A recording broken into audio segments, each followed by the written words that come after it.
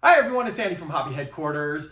Well, today I have a build video for you guys. Today I am going to be building up this kit right here. This is Tamiya's brand new 35th scale M36 Jackson tank destroyer. It is a tank destroyer. It's not actual tank, but it's a tank destroyer. There's going to be probably a few times during the video that I'll call it a tank, but I do know it's a tank destroyer.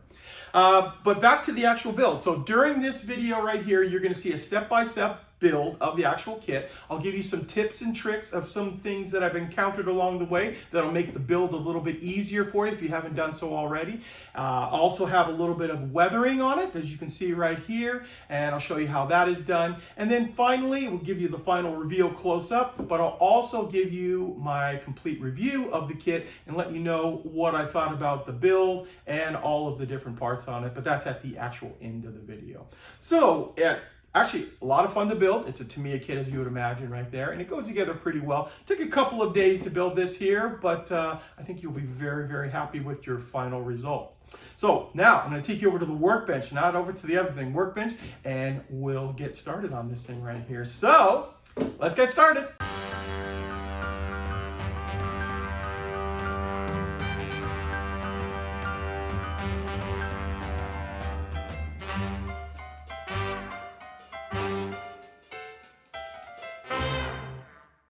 Okay, we're gonna get started on the build right away. I just want to show you the box, and this is of course the 35th scale M36 US Tank Destroyer. I always have known it as the Jackson. I'm not quite sure why Tamiya did not put Jackson in the title. The M10, you know, I know it's got the name Wolverine, but most people don't call it the Wolverine. But most people do, at least, you know, in this time period. Maybe not in World War II, it was called the Jackson, but for right now, most people know it as the Jackson. But just give you a quick little peek at the box art one more time, and let's jump into the build. Okay, let's start off building the lower hull. And this is not a bathtub style hull. This is an individual side hull, and that is so they can get detail all the way around on it there. And I've dry fitted this already to let you see that obviously the fit, it's Tamiya, so you're going to get a very, very nice tight fit. You can see, and what we can do now is just run cement down both sides of the side of the hull there and let that dry and set up for a few minutes. Okay, now while the hull is drying, we can build the transmission cover here. And we got to glue on all these little attachment brackets, which you'll probably notice that I didn't sand the tip of it right there. And that is because I just find it very, very difficult to sand while it is just that one little tiny piece. I mean, you can grab it with tweezers and such, but what I find is that once we glue it on to the actual big piece here, let it fully dry, it is much easier to go in there after dry, hit it with the sanding stick, and you can knock that little piece right off very, very easily, and you don't have to worry about firing the little tiniest of parts across the room and then never seeing them again. So just a little tip that I like to do. It makes it a lot easier, I think, while you're working on all these little parts. So I've got a few other little tiny things I got to glue on here. I'll go ahead and do that right now. Okay, and now I need to work on the rear of the tank as well. So these get dropped into place just like this. And we need to install the two exhausts as well. And they are keyed, so you can only put them in one way. Just like that one. And this one will go in right over just like that. So there we go. There is the back of the tank. Okay, now that everything has dried enough and is nice and solid, I can go ahead and attach the rear that you just saw me build and follow it up by, hopefully I did this right. Nope, it's got to go like this. Just like that, we can attach the front with a little bit of cement, and then I can put the transmission covers on, which calls out in an earlier step, but I just figured I'd wait just to make sure that this fit with no problems. So I'll go ahead and glue these two parts into place and also get those final drive covers on there. Hey guys, future Andy right here. So the next couple of scenes you're about to watch of me putting the bogies together and the transmission, final drive, all this housing stuff, you'll notice that I put it on backwards. This is the correct position of it right here. I put it on backwards and just glued it into place. Came off very easily because I only used a tiny bit of glue, but you will notice, and you're probably yelling at the screen if I don't tell you this right now, that they do go like this and not the other way. And then once it's done, you just slide your drive sprocket over the top of that right there. So in the next couple of scenes, they are going to be in the wrong position, but keep in mind, I did fix it.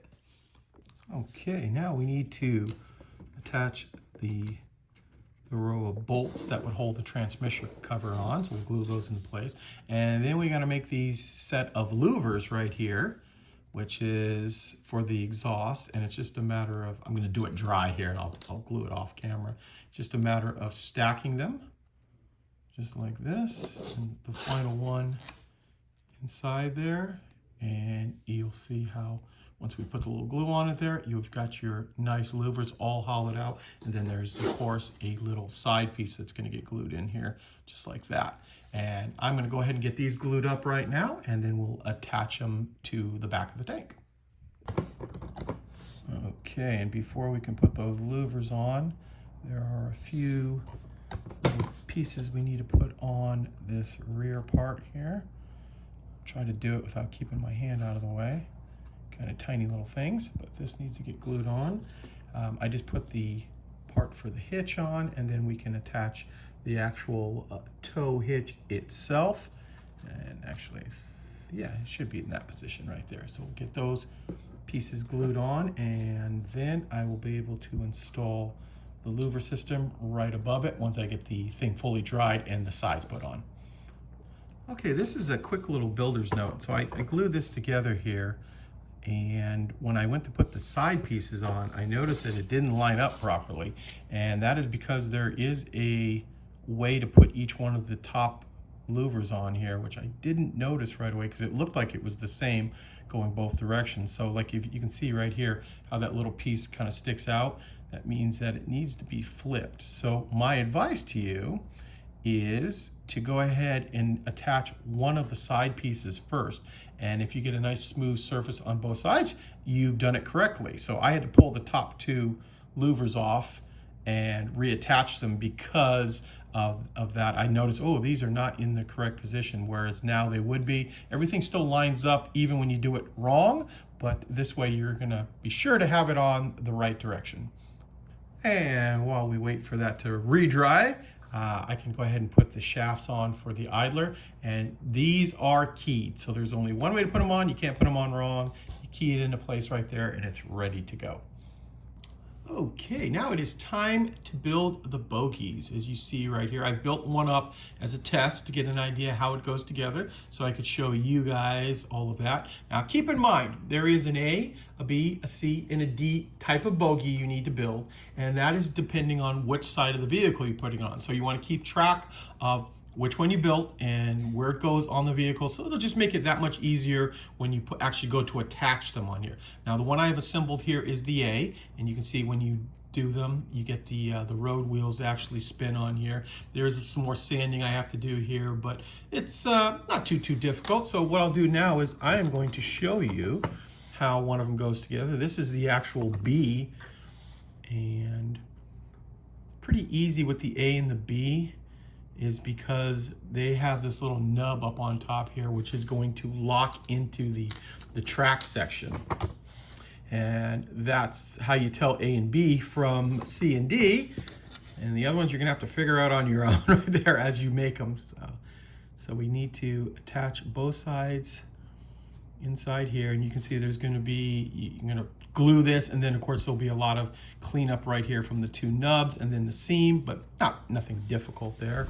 And then what we need to do is, I found it's probably the easiest way to do it is just to put a little cement inside here and attach this one side just like that. And won't get to do it all because we want the glue to dry.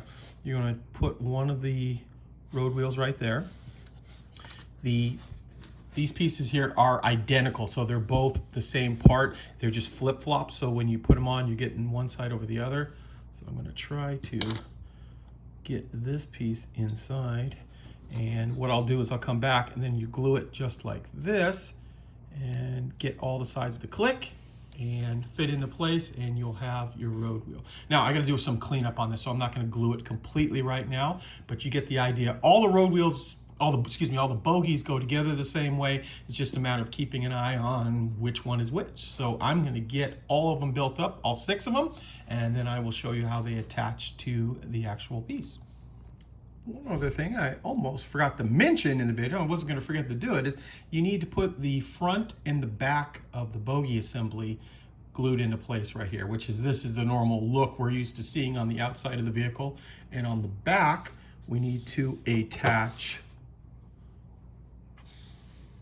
this piece right here, which is different for some of the different bogies. In fact, you can see 3 pins right here.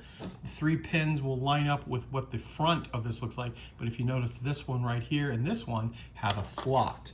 And that slotted one matches up with this type of backing. So once again, got to keep in track of which ones you're putting on. That way you don't mess this up in any way and glue a part on that you won't have to take off later on. Okay, with the bogies all in place, we can attach the drive sprocket, as you can see right here. Now, when I assembled the drive sprocket and the idler wheel, it's just basically 2 parts, but inside of it there is a poly cap. And that poly cap makes it so you can push it on with a nice tight fit, but it is still turnable. The idler not as important because of the turning with the tracks, but you will need to have slight adjustment of the drive sprocket to get the link and length tracks into place. Okay, here are those 5 individual pieces of track. You can see that they're still flexible. What we want to do now is we want to lift this piece up right here, get the track to fall inside of itself, because that's how the little connection point is. And then we just take this and just wrap it around and get it to go inside each one of the drive sprockets. And that is when we will add the next piece in. After we clean up a little bit, this piece will get mounted right into place, right like this. There'll be an individual link that'll go down here that'll make the turn. And then after that, the bottom piece will go on. Separate those 2 and do the exact same thing now up the other side. So that is how quick and easy the tracks can go into place. It's kind of hard showing you on camera just because my hand would probably be in the way most of the time. But when you're done, you should get tracks that look just like that. Okay, now we can start working on the upper part of the hull. First thing we need to install is the firewall between the engine and the fighting compartment, followed up by this piece right here, which is the rear plate of the vehicle. And it's just got a couple of little pins that will eventually find themselves just like that and seat just like that. And once that is done, we can go ahead and install the sponsons. Now what I've done is I've gone ahead and I've attached the ammo tubes already. It's just one piece right there. And with that in place, I can go ahead and glue these down. Actually, sorry, wrong side.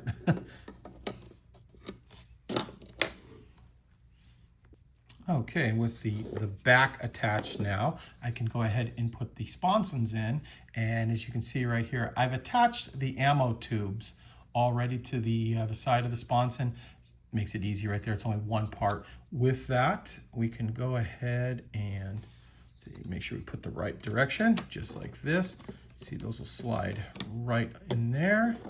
And then the other sponson will go the same way. And this way you'll be able to see the ammo tubes from up above. So let me get these glued into place and we'll move on to the next step. Okay, now that the sponsons are dry and set up, we've got this side fender that is pretty easy actually to slide right into place right there. You can see, now I didn't even put any cement on it yet, and it kind of just fits right where it's supposed to go. So there's a nice little groove around the entire thing that'll line it right up. So there's one on either side, and I will get those both attached right now as well. The next step I need to do is I need to put all of these little bosses into place here. Now, originally on the M10, these bosses were put there as a connection point to attach extra armor. that never materialized, but they are still on these early Jacksons, just like the M10s. They did eventually attach some racks to the back over here, but the extra bolt-on armor. Okay guys, jumping ahead, I got all the little parts that I wanted to get glued on there, and what I decided to do is, because it is going to be very, very soon that I need to glue the upper and lower half of the vehicle together, and I wanted to put the black shadow coat on now because I have very good access to all of the parts inside here. Because if you glue this on, so I'm just going to set this into place, it blocks off all of the track in there. Let me show you like that. See, it's very hard to paint, and I want that part to be all done when I go to get it glued together. So that is why the entire thing suddenly appears in all flat black. Okay, here is the lower hull mostly completed. You can see all of the little accessories and things I've put on in the olive drab color. Of course, you're going to see some holes here. Those are for the tools. Tools I always do last after it is completed. So I still have not attached the top and the bottom yet. We're going to do that after I'm for sure done with the lower part. And now we can start working on the turret basket and the turret. Now we can start putting the basket together. And what I've done here is I've created a few little sub-assemblies, and what I mean by that is usually one or two parts that need to get glued together first and then get glued into the actual turret basket here. And I'm going to try to keep my hands out of the way. This is a little bit difficult only because the parts are kind of tiny and you want to hold on to them as best as possible. Now I've also gone ahead and put this part of the top ring together, and that'll fit right on top just like that, which I will glue into place. And then there's one other little seat that I need to do, and then we can actually start working on the sides of the actual turret itself. Okay, there's a few little tiny items that need to get cemented inside the side of the turret, but now I want to show you how the actual turret goes together. So we've got our turret basket, and normally you would build like the breech of the gun and stuff and put it all together, but this way you're actually mounting the side, and there's not going to be anything right in that position immediately, and you're going to go ahead and glue the two sides into place just with only meeting point back here. So once I get this sanded up, I can go ahead and glue these two sides into place, and then I guess the gun will get fitted in there later on after these completely dry. So I'll get this sanded and glue those two pieces on. Okay, while one side of the turret dries, I am building up the turret counterweight right here, this piece right here, and these are the ammo bins that go in the back of it here. So with this, we can go ahead and plug, let's see how this goes here. Actually, this goes in the front. That would probably make more sense. That's going to go inside there, and we're going to build the two of them up. Now, it does have shells that get put over the top here, but I think what I can do is I can put those in later, and with that, means I can paint them separately here. So what I'm going to do is I'm going to build this completely, and I'll build the other turret bin, and I'll show you how they slide into the counterweight. Okay, here we are. It's kind of a clever way they've come up with putting the two stowage bins together. So you put them into this angle right here. Now, I've been sanding on this stuff, and actually probably don't really need to because the items are all going to get hid inside. And once this dries, we can slide all of this. Hopefully this fits. Yeah, look at that. Fits nicely right inside the back. This is the counterweight for that heavy gun. So I will go ahead and get these glued into place, remembering I am going to leave the edges of the shells not in there right now. That way I can paint them separately. Now it is time to assemble the breech of the gun, and using just a small amount of cement, put some of these parts together. Now, one thing you're going to notice right off, there is a lot of parts that goes to creating this breech. It's not just a big solid blob or anything like that. There's actually a decent number of steps, as you see me assembling right here. And finally, we put a little horseshoe part right on, just like that. So you can see just to create this little piece, there are 4 steps. So let me put this down to dry and let's work on the next step of it. Okay, I've just applied a little cement to this side and get the 2 halves joined together. And once those get joined together, we can slide this in, and also we have, flipping this over, the breech block right here that'll slide it into place as well.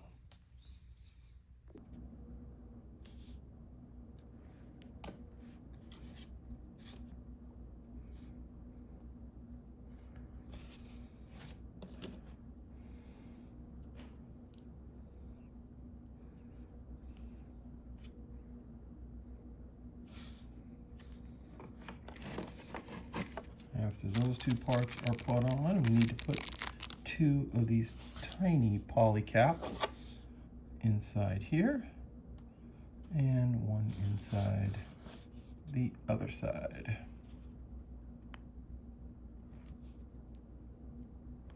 Just like that.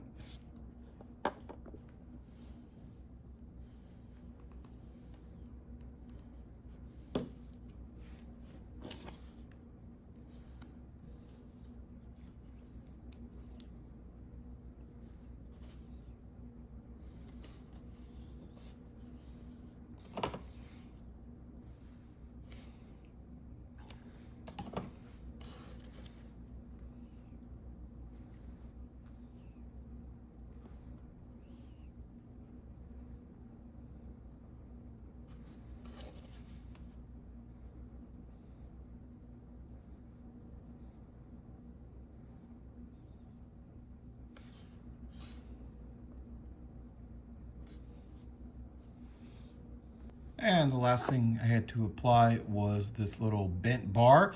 I'm glad it was actually bent, because when I first put both sides on, I looked at it and I go, oh, those don't line up. But that, I guess, was on purpose, because that little bend in the bar takes care of that little misalignment.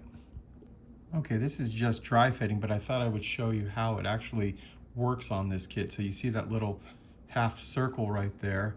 It actually lines up with the ones on either side here. So it kind of just slides into place here, and hopefully this lines up. Yeah, it looks like I might have to do a little messing around right here. I got to see how the next 2 pieces go up on top, and there's some more things I need to put on the breech, but just testing it out, it looks like it will fit in there just fine.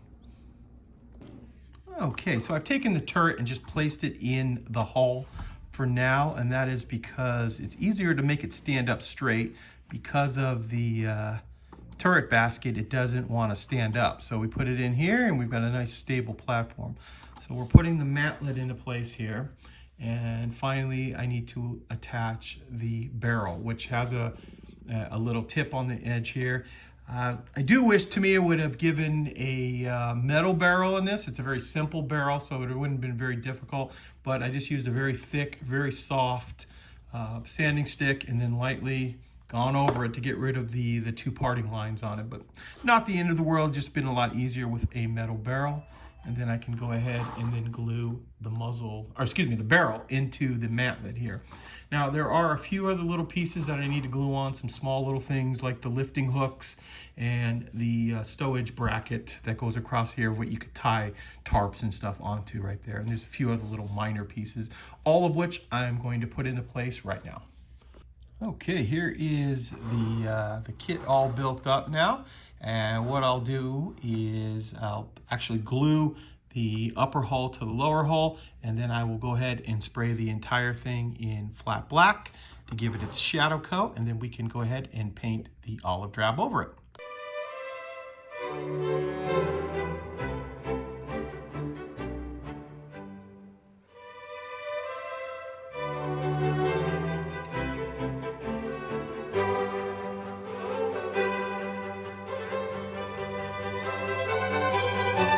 Okay, here is the highlight coat put over the shadow coat now.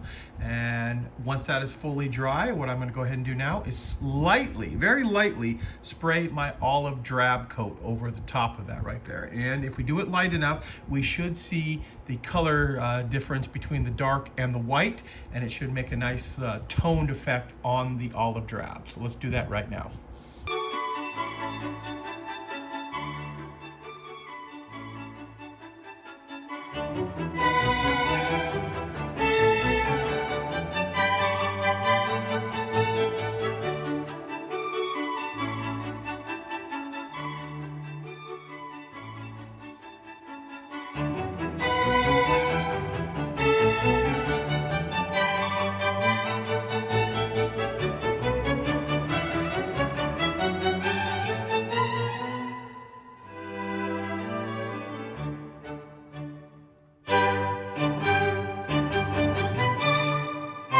Okay, here is the paint job now after it is dried. I think we got a nice little two-tone effect going on here. Now what I need to do is put the decals on. So I will go ahead and do that right now.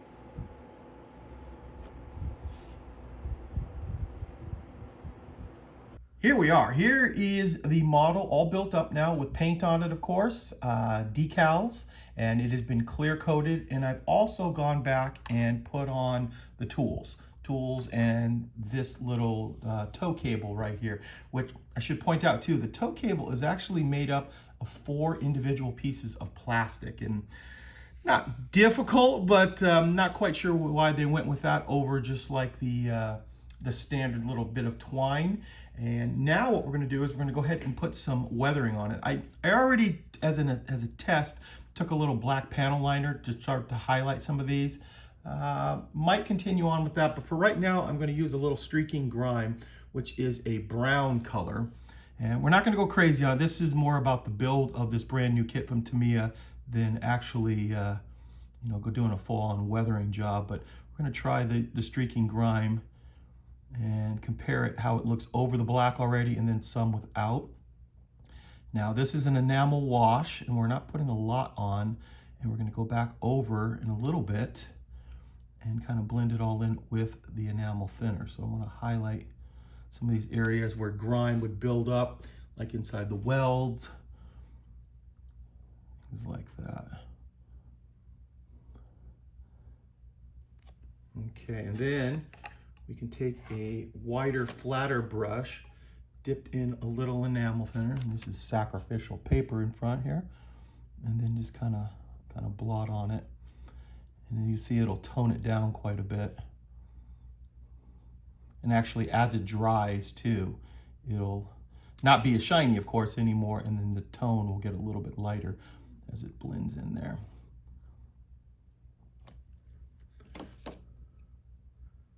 I want to do some areas up on top here. Just put some areas where grime would build up.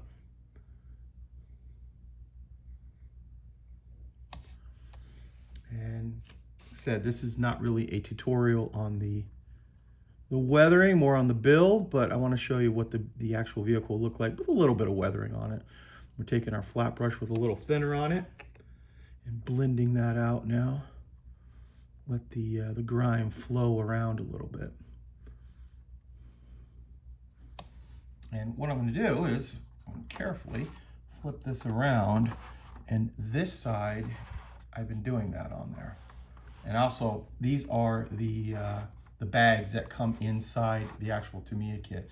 And hopefully you can see pretty well. You can see the grime build up the staining, things like that on it.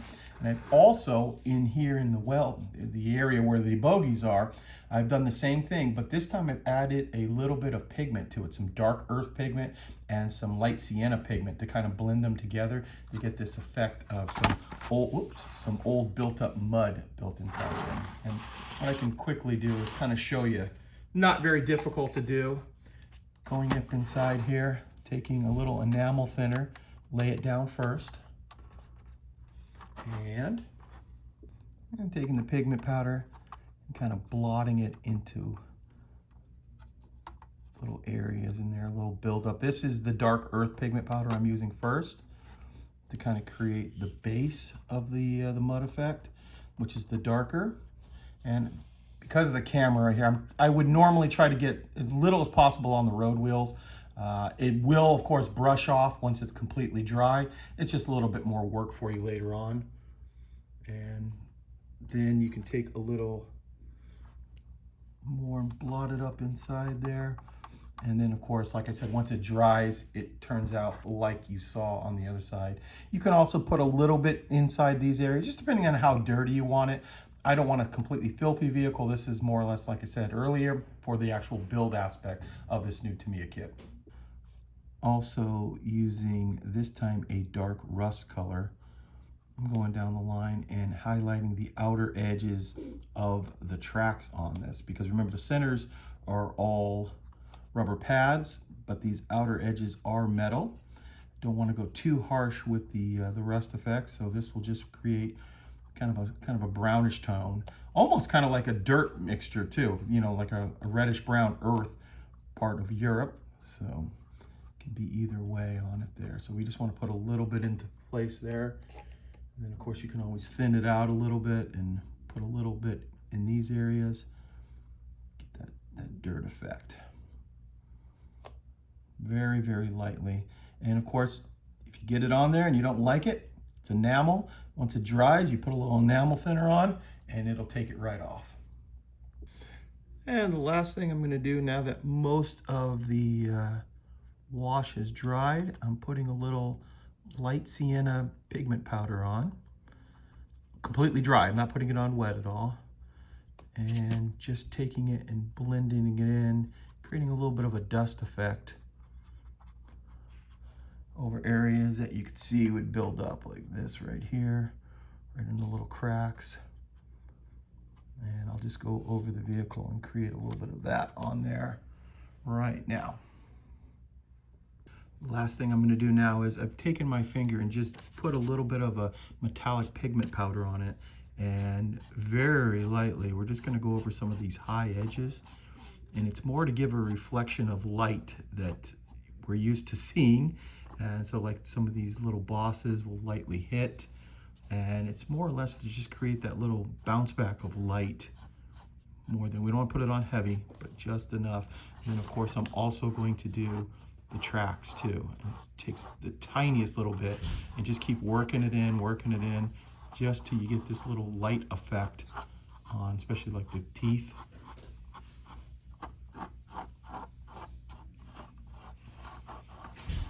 And it's just a pigment powder, so at this point, if you don't like it, it's too much, you can always knock some of it off. You can even lightly go over the tops of these, and it really just makes the detail pop out quite a bit on the tank.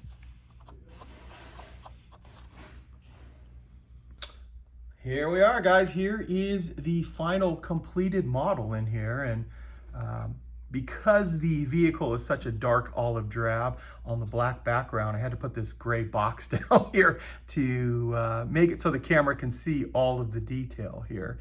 And as we go around, you can see some of the mild weathering that I've done on it. And if you look back here, I did add in the shells. Didn't add all of them in, just wanted to make it like a half an amount. And then what I can do too is, let me pull this forward a little bit right here. You can also see the two tarps. And those get put in afterwards, and they're like a zip bag that would go over there and seal in those ammo shells. And those are a lot of fun to get inside, especially this side over here, trying to get it in there and to fit into the little groove, but went ahead and was able to do it. So using my hand right here to kind of go around, give you a 360 on it. Got the tools on the back. A little bit more dirt going on in through there. There it is. So I want to talk a little bit as a review of the kit overall. Overall, it's a Tamiya kit. It's an excellent kit. There are a few things that were a little troubling right there. The 4 pieces that make up the tow cable, not a big fan of that right there. It was kind of difficult to put together properly and still have it, go into the right position. This is not a deal breaker or anything like that. It still goes together fine. It just seems like it was extra work, and a little piece of wire would have probably been a lot better on it. And also too, having a metal gun barrel would have been another nice little option on this right here. But these are all minor little things. I'm just calling out things that I noticed as I was building. There also is a lot more little tiny parts than I'm normally used to on a Tamiya kit too. Now that's not a good or a bad thing. It's just an observation as I was building. I noticed there are lots of little tiny parts, give you a little more detail. Some of them probably could have been molded with Tamiya quality to begin with, that you wouldn't notice the difference, but just something that I noticed as I was building. I said earlier, these little bags right here are fine enough right there. They've got some nice detail. The 2 rolled up tarps, not a big fan of those either. They look kind of plasticky and very, very uniform. I will go ahead and load this thing up with some value gear once this video's over right there. He's actually making a brand new set for this. So once the value gear comes out, I'll load this up with a little bit of that. But overall, it's a nice little kit. A few extra parts, like I said, than I would normally expect on it, but it's a minor thing on it.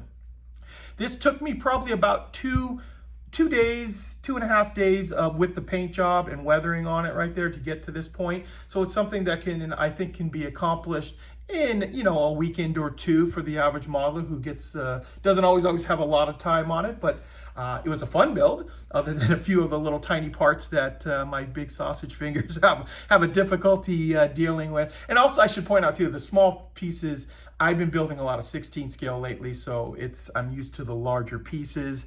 And when you get back to 35th, they do appear a little bit small. So like I said, very good kit overall, and I would definitely recommend it, especially for someone who's looking for an M36 Jackson.